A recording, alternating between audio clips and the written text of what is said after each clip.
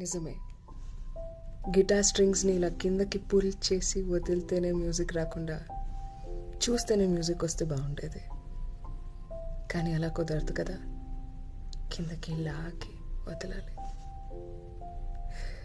తబలాని వాయించకుండా music వస్తే బాగుండేది, కానీ అలా కుదురుతుందా చెప్పు?